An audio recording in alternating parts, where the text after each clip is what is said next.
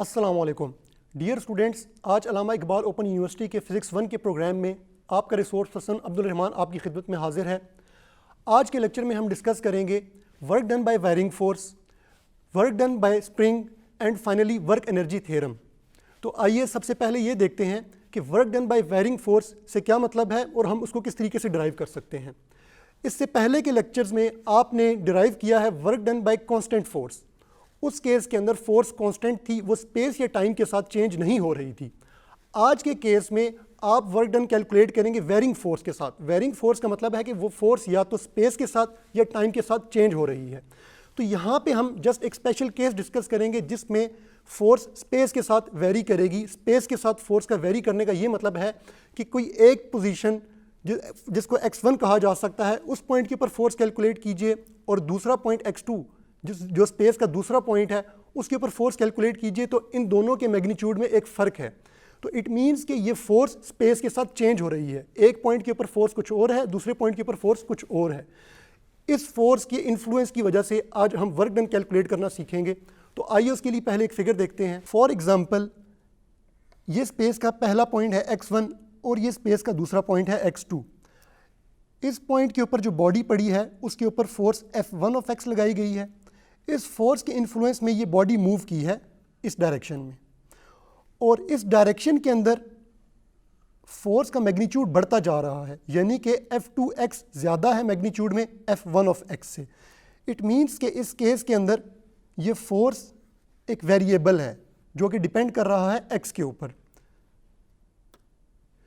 अगर आप उसी केस को देखिए और Fx को प्लॉट कीजिए x के साथ, तो आप देखेंगे कि x के साथ ये एक कर्व बना रही है जो कि आपको यहाँ पे रेड लाइन में नज़र आ रही है।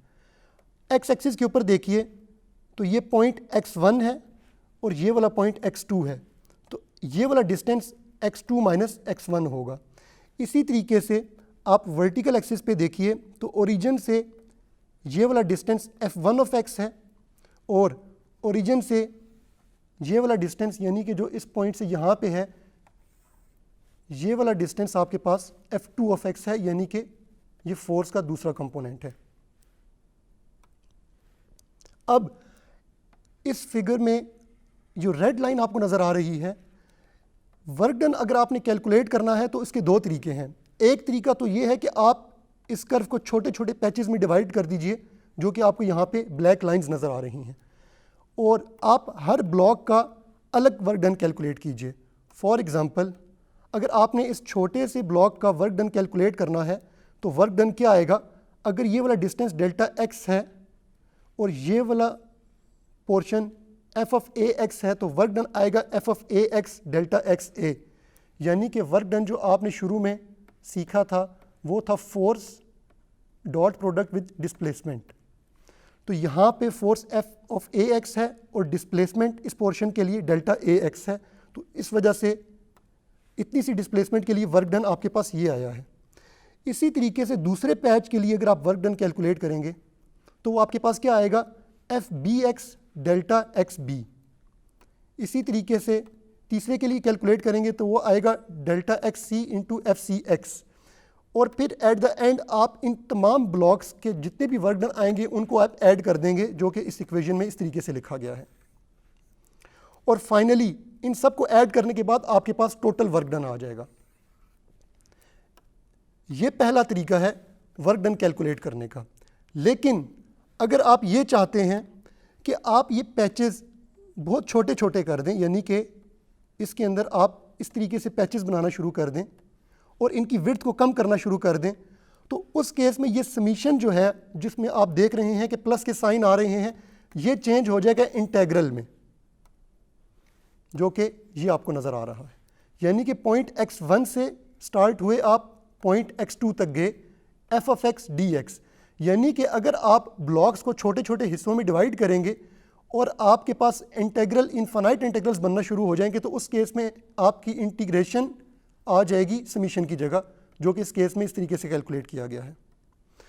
ये एक फंडामेंटल रिजल्ट है वर्क डन कैलकुलेट करने का अगर आपकी फोर्स स्पेस डिपेंडेंट है तो। और इस इक्वेशन के अंदर अगर आपकी फोर्स स्पेस डिपेंडेंट है तो आप देख सकते हैं कि इस फोर्स को आप इंटीग्रल से बाहर नहीं लेके जा सकते। इसके बाद हम एक स्पेशल केस डिस्कस करते हैं जिसके अंदर हम ये कहते हैं कि एफ ऑफ एक्स ये एक कांस्टेंट है। अगर आप एफ ऑफ एक्स को कांस्टेंट ट्रीट करेंगे तो इट मीन्स कि इसको इंटीग्रल से बाहर लेके जाया जा सकता है जिस तरह ये लिखा गया है, और उसके बाद आप x1 और x2 को लिमिट्स रख के dx के ऊपर इंटीग्रेट करेंगे तो आपके पास फाइनली रिजल्ट ये आएगा। लेकिन ये वो रिजल्ट है जो कि कांस्टेंट फोर्स का है, जो कि आप पहले ड्राइव कर चुके हैं। लेकिन अगर आपके पास यहाँ पे फोर्स कांस्टेंट नहीं है और एक वेरिएबल है तो फिर ये एफ ऑफ एक्स आपके पास इंटीग्रल से बाहर नहीं आ सकता। अभी आपने देखा कि किस तरीके से वर्क डन कैलकुलेट किया जा सकता है अगर आपकी फोर्स स्पेस डिपेंडेंट है। और उसके अंदर एक खास बात यह है कि जब आप इंटीग्रल लिखेंगे तो उसके अंदर उस फोर्स को आप इंटीग्रल से बाहर नहीं निकाल सकते अगर फोर्स स्पेस डिपेंडेंट है। और हम ये केस डिस्कस कर रहे हैं स्पेस डिपेंडेंस का, जब फोर्स स्पेस के साथ चेंज हो रही है। तो आज आइए इसके लिए हम एक स्पेशल केस देखते हैं कि work done by A spring, कि जब हम किसी स्प्रिंग को कंप्रेस करते हैं या फिर उसको एक्सपेंड करने की कोशिश करते हैं तो उसकी वजह से जो वर्क डन आता है वो किस तरीके से कैलकुलेट किया जाएगा। फॉर एग्जांपल, एक स्प्रिंग है जो इस तरीके से प्लेस किया गया है और ये position x is equal to 0 है। एक फोर्स लगा के इसको बाहर की तरफ खींचा गया है और इसने एक डिस्प्लेसमेंट कवर की है जो कि यहाँ पे x है। इस केस के अंदर आपकी जो फोर्स है वो kx आएगी। k यहाँ पे एक स्प्रिंग कांस्टेंट है। जैसा कि आप देख रहे हैं कि अब ये फोर्स जो है ये स्पेस डिपेंडेंट है, यानी कि अगर आप x की वैल्यू चेंज करेंगे आपके पास फोर्स चेंज हो जाएगी। तो आप उसी केस को लीजिए कि 0 से इनिशियल पॉइंट आपका क्या है, वो आपको मैंने बताया है कि x इज इक्वल टू 0 है और फाइनल पॉइंट क्या है, x is equal to x है। यानी कि इंटीग्रेशन की लिमिट्स आएंगी 0 टू x और फोर्स f ऑफ x और dx। अब f ऑफ x की वैल्यू जैसे कि आप देख सकते हैं k ऑफ x है, यहाँ पे आपने वैल्यू पुट की तो आपके पास रिजल्ट आ जाएगा हाफ ऑफ के एक्स स्क्वायर। ये वर्क डन बाय एक कांस्टेंट स्प्रिंग है और यहाँ पे इस के को एक ख़ास बात यह है कि कांस्टेंट ट्रीट किया गया है। अगर के को यहाँ कांस्टेंट ना ट्रीट किया जाता तो इस के को आप इंटीग्रेशन से बाहर नहीं लेके आ सकते थे। आइए अब इसकी फिगर देखते हैं कि अगर ये जो फोर्स है आपकी F इज इक्वल टू के एक्स है, के एक्स का ये मतलब है कि ये लीनियर डिपेंडेंट है x के ऊपर, तो ये एक स्ट्रेट लाइन की तरह आएगी अगर इसका x के साथ प्लॉट देखा जाएगा। तो अगर ये स्ट्रेट लाइन की तरह आएगी तो इसका जो एरिया अंडर द कर्व बनेगा ये बनेगा work done.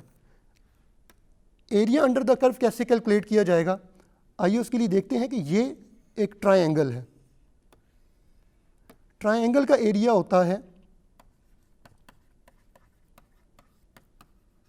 1/2 length into height.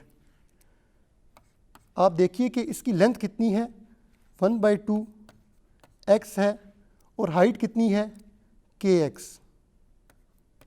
तो ये आपके पास बन गया 1/2 kx स्क्वायर। इट मीन्स कि ये जो रिज़ल्ट आपने ड्राइव किया है ये आपने मैथमेटिकली ड्राइव किया है इंटीग्रेशन करके। और दूसरा तरीका ये है कि आप एफ ऑफ एक्स का ग्राफ प्लॉट कीजिए एक्स के साथ और area under the curve calculate करेंगे तो वो भी आपको एक वर्क डन दे देगा। अभी आपने देखा कि किस तरीके से एक स्प्रिंग को कंप्रेस किया जाए, एक्सपेंड किया जाए तो आप वर्क डन कैलकुलेट कर सकते हैं। ये एक स्पेशल केस था जिसके अंदर आपने initial position of spring x is equal to 0 रखी थी। अब हम ये देखते हैं कि ऑलरेडी अगर आपके पास x is equal to something point के ऊपर है आपका स्प्रिंग और आपने उसको एक्सपेंड किया है तो उस तरीके से वर्क डन कैसे कैलकुलेट किया जाएगा, यानी कि आपके पास x1 यानी इनिशियल पोजीशन 0 नहीं है। तो आइए देखते हैं। इस केस के अंदर जब आपके पास स्प्रिंग इस पोजीशन के ऊपर था और आपने उसको एक्सपेंड करके इस पोजीशन के ऊपर लेके आए हैं, यानी कि x1 से मूव किया है और x2 पे आप आए हैं। इस केस के अंदर आप देखें कि आपके पास सेम फार्मूला लगेगा f of x dx। f of x यहाँ पे अगेन आएगा k of x। k of x की वैल्यू पुट की गई है लेकिन लिमिट्स ऑफ इंटीग्रेशन यहाँ पे चेंज होंगी। इनिशियल पॉइंट इस केस में है x1 आपके पास जो कि ये है और आपके पास फाइनल पॉइंट है x2 जो कि ये है और यहाँ पे ये है, और इसको इंटीग्रेट करने के बाद आपके पास एक ये रिजल्ट आया है। ग्राफिकली अगर आप देखें इसको तो ये एक स्ट्रेट लाइन बनाएगा जो कि इस हिस्से में सिर्फ ये आ रही है, लेकिन इस केस के अंदर ग्राफिकली अगर आपको वर्क डन निकालना है तो आप देखिए कि आपका इनिशियल पॉइंट ये है, फाइनल पॉइंट ये है, सिर्फ इतने से हिस्से का एरिया अंडर द कर्व आपके पास वर्क डन आएगा। और इतने से हिस्से का एरिया अंडर द वर्क आप कैसे निकालेंगे, आप गौर से इस फिगर को देखिए तो बेसिकली ये एक बड़ी ट्रायंगल है, इसके अंदर एक ये छोटी सी ट्रायंगल है। अगर मैं इस बड़ी ट्रायंगल में से छोटी ट्रायंगल का एरिया सब्ट्रैक्ट कर दूंगा तो मेरे पास सिर्फ ये वाला एरिया आ जाएगा। तो इसके लिए देखिए कि अगर आप इस बड़ी ट्रायंगल का एरिया निकालें तो आपके पास आ जाएगा 1/2, 0 से यहाँ तक का डिस्टेंस है x2 और इसकी हाइट है kx2, तो ये आ जाएगा half of kx2 square minus छोटी ट्रायंगल का एरिया आप किस तरीके से कैलकुलेट करेंगे, 1/2 यहाँ से यहाँ तक का डिस्टेंस है x1 और यहाँ से यहाँ तक की हाइट है kx1, तो आपके पास आ जाएगा 1/2 kx1 स्क्वायर, और इन दोनों को अगर आप सब्ट्रैक्ट करेंगे तो आपके पास एरिया आ जाएगा जो कि ये है और एग्जैक्टली इसके साथ मैच कर रहा। सो अभी हमने देखा कि किस तरीके से वर्क डन कैलकुलेट किया जा सकता है एक स्प्रिंग को एक्सपेंड करने से, either position x is equal to 0 या either position x is equal to something, x is equal to x1 और 2 मीटर और 3 मीटर और समथिंग। इन दोनों तरीकों में हमने वर्क डन कैलकुलेट करना सीखा है। तो अब हम इस फिजिकल कॉन्सेप्ट्स को एक रियल एग्जांपल के ऊपर लगाते हैं। तो आइए वो एग्जांपल देखते हैं। A woman weighing 600 Newton steps on a bathroom scale that contains a stiff spring. In equilibrium, the spring is compressed 1 centimeters under her weight. Find the force of constant of the spring and the total work done on it during the compression. सबसे पहले आप देखिए कि equilibrium position के ऊपर ये scale इस तरीके से है। अगर आप एक्स एक्सिस अपवर्ड लेंगे तो आप देख सकते हैं कि स्प्रिंग डाउनवर्ड अगर कंप्रेस हुआ है तो आपका जो डिस्टेंस है यानी कि x वो माइनस में आएगा, -1 सेंटीमीटर। और इसी तरीके से फोर्स उसके फुट की वजह से डाउनवर्ड एक्ट कर रही है और x एक्सिस अपवर्ड है तो f ऑफ x भी आपके पास नेगेटिव आएगा। जैसा कि आपको पता है कि स्प्रिंग की वजह से जो फोर्स है वो हमने देखा है कि वो लीनियर डिपेंडेंट होती है x के ऊपर, तो आप लिखेंगे f of x is equal to kx। यहाँ से अगर आपको k निकालना है तो f of x over x आएगा जो कि ये लिखा गया है। फोर्स आपको पता है -600 न्यूटन है और x आपके पास -1 सेंटीमीटर है यानी कि -0.01 मीटर है, और यहाँ से आपके पास स्प्रिंग कांस्टेंट की वैल्यू आ गई है k। इसी तरीके से वर्क डन अगर आपने कैलकुलेट करना है तो जनरल रिजल्ट यूज़ कीजिए जो कि ये था half of kx2 square half into kx1 square. इसके अंदर आप देखिए तो आपके पास इनिशियली जो x1 था वो 0 था और आपके पास x2 1 सेंटीमीटर कंप्रेस हुआ था, तो ये रिज़ल्ट आप जब डालेंगे इसके अंदर तो आपके पास टोटल वर्क डन आ जाएगा जो कि यहाँ पे 3 जूल है। सो अभी आपने देखा कि किस तरीके से हमने स्प्रिंग कांस्टेंट का फोर्स और वर्क डन कैलकुलेट किया है एक रियल एग्जांपल के अंदर। अब हम ये देखेंगे कि वर्क एनर्जी थ्योरम क्या होता है। बेसिकली किसी भी बॉडी के अंदर कोई एनर्जी इंसर्ट की जाए, उससे एनर्जी निकाली जाए तो दो चीज़ों में फ़र्क आता है। आइदर वो अपनी पोजीशन चेंज करती है, एक जगह से दूसरी जगह जाएगी, या उसकी वेलोसिटी चेंज करेगी। अब किसी चीज़ की पोजीशन का चेंज होना, उसके अंदर जो एनर्जी स्टोर करेंगे या जिस तरीके से वो एनर्जी डिफाइन होगी वो होगी पोटेंशियल एनर्जी। यानी कि किसी बॉडी की पोटेंशियल एनर्जी क्या है, आप उसको एक पोजीशन से उठा के किसी दूसरी पोजीशन पे लेके जाएंगे तो ये जो चीज़ डिफाइन करेगी उसके अंदर एनर्जी स्टोर होगी या एनर्जी आप निकालेंगे वो पोटेंशियल एनर्जी होगी। इसी तरीके से अगर किसी बॉडी की वेलोसिटी चेंज हो रही है कोई एनर्जी लगाने से या कोई फोर्स लगाने से, तो उसको हम डिफाइन करेंगे काइनेटिक एनर्जी के साथ।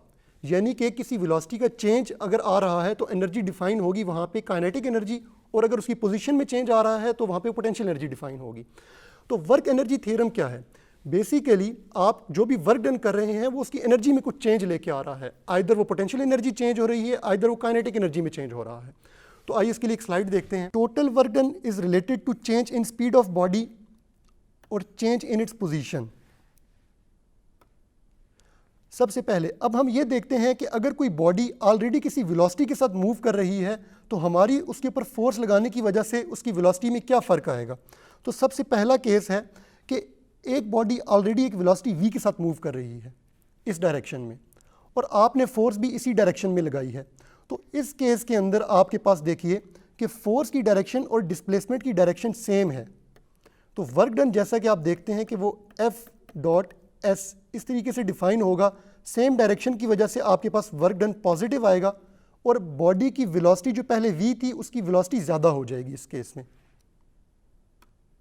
दूसरा केस, एक बॉडी वेलोसिटी v के साथ इसी डायरेक्शन में मूव कर रही है, लेकिन इस केस में आपने फोर्स अपोजिट डायरेक्शन में लगाई है, यानी कि फोर्स की डायरेक्शन ये है और डिस्प्लेसमेंट की डायरेक्शन ये है। इस केस में वर्क डन जो F.S होता है ये नेगेटिव आएगा और आपकी वेलोसिटी, नई वेलोसिटी जो कि फोर्स लगाने के बाद आई है, वो इस वेलोसिटी से कम होगी और ब्लॉक जो है आपका स्लो डाउन हो जाएगा।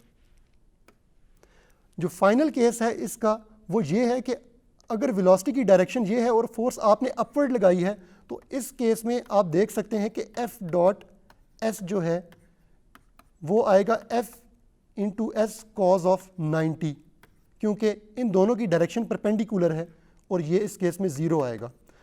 वर्क डन ज़ीरो का ये मतलब है कि बॉडी जिस वेलोसिटी के साथ मूव कर रही थी उसमें कोई फ़र्क नहीं आएगा, वो थोड़े से टाइम के बाद भी उसी वेलोसिटी के साथ मूव करेगी, यानी कि the blocks speed stays the same, उसकी वेलोसिटी के ऊपर कोई फ़र्क नहीं पड़ेगा।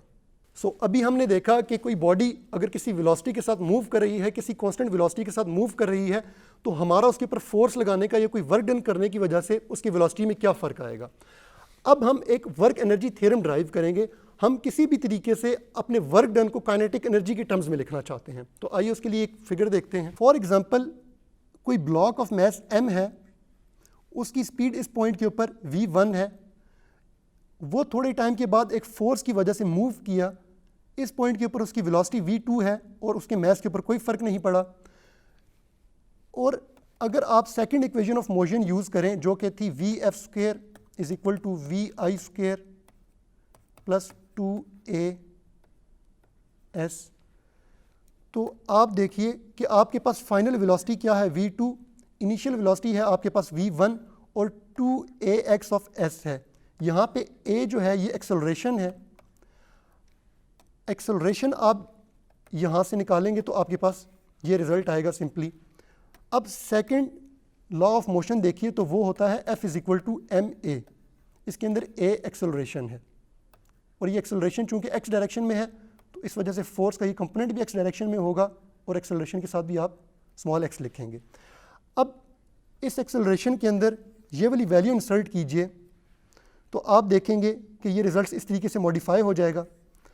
यहाँ से ये s लेके आके आप इधर मल्टीप्लाई कराइए तो फाइनली आपके पास रिजल्ट आ जाएगा F of s is equal to half mv2² minus half mv1², यानी कि एक तरफ आपके पास आ रहा है फोर्स इनटू डिस्प्लेसमेंट या डिस्टेंस और दूसरी तरफ आ रहा है half mv2² minus half mv1²।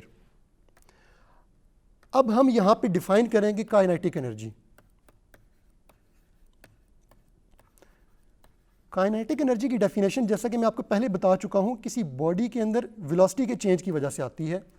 उसको हम डिफाइन करते हैं k is equal to 1/2 mv², यानी कि कोई बॉडी जिसका मास m है और वेलोसिटी v है तो काइनेटिक एनर्जी को इस तरीके से डिफाइन किया जाएगा half mv², 1/2 multiply by m multiply by v²।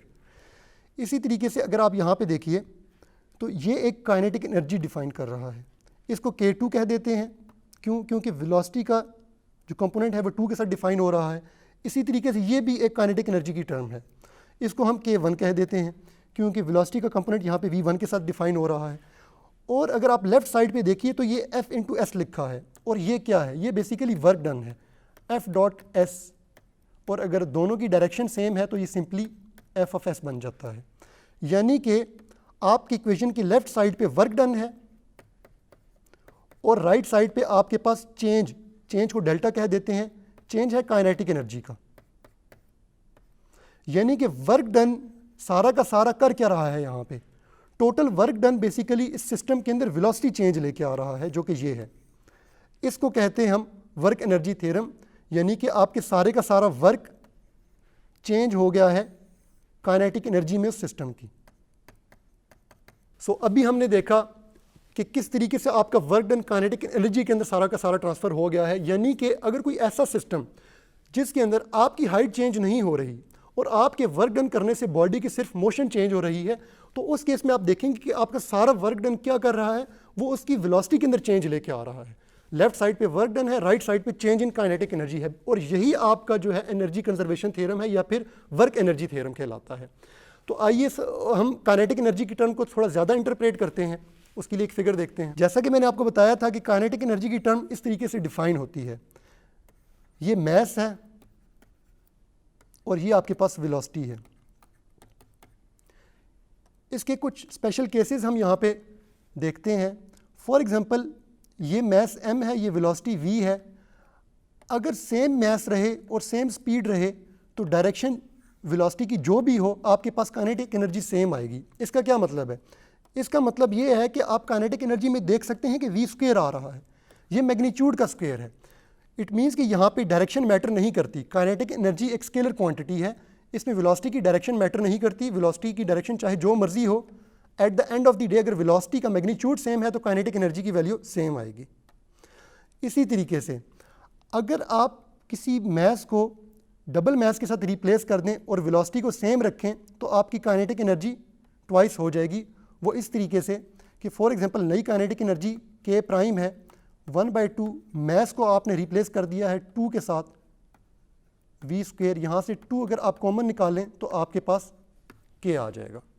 तो यानी कि आपके पास काइनेटिक एनर्जी ट्वाइस हो जाएगी, K prime is equal to 2K।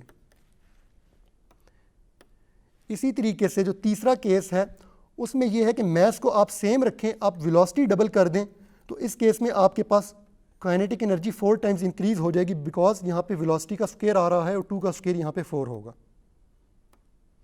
और ये वर्क एनर्जी थ्योरम को लिखा गया है कि टोटल वर्क डन क्या करेगा, चेंज लेके आएगा आपकी काइनेटिक एनर्जी के अंदर, इन केस कि अगर आपकी पोजीशन चेंज नहीं हो रही, यानी कि आप बॉडी को किसी हाइट के ऊपर नहीं लेके जा रहे।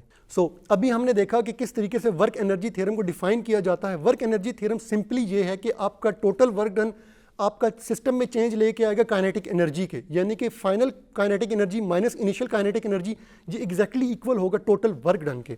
तो आइए इस कॉन्सेप्ट को हम अप्लाई करते हैं किसी फिजिकल एग्जांपल के अंदर। तो वो एग्जांपल देखते हैं। Example, a farmer hitches her tractor to a sled loaded with firewood and pulls a distance of 20 meter along the level ground. The total weight of sled and the load is 14,700 Newton. Suppose the sled's initial speed is 2 meter per second. What is the speed of the sled after it moves 20 meter?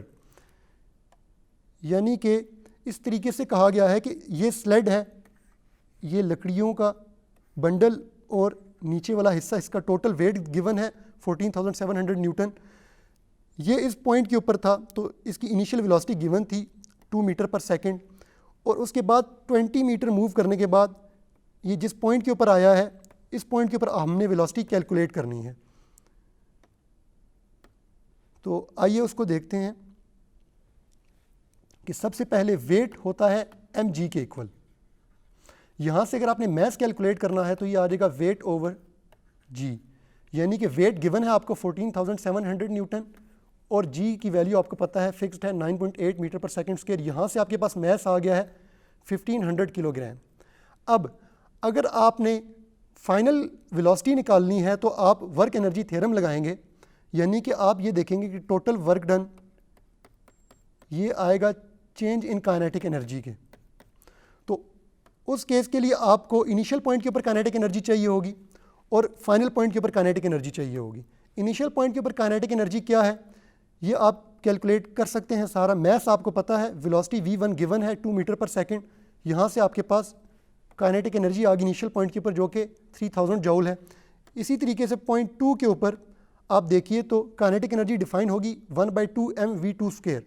इस case में mess same रहेगा, mess में कोई change नहीं आएगा। v2 आपने calculate करना है तो उसको v2 ही रखा गया है।